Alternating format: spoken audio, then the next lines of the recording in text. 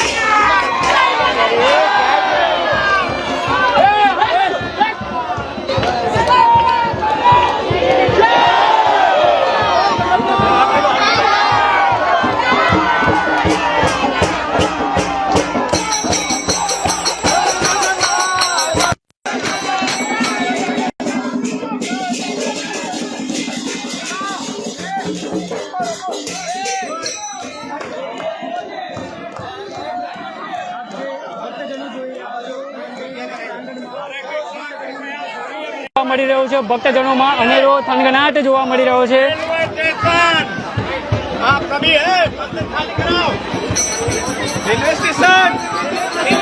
અત્યારે railway station ભગવાનને લઈ જવામાં આવશે, ત્યારબાદ ભગવાન જગન્નાથની જે 43મી રથયાત્રા છે તે પરંપરાગત રીતે ધામધૂમપૂર્વક રેલવે સ્ટેશનથી શરૂ થશે અને વડોદરા શહેરના અનેક માર્ગો પર આ રથયાત્રા ફરશે અને ભગવાન સ્વયં ભક્તજનોને આજે દર્શન આપશે।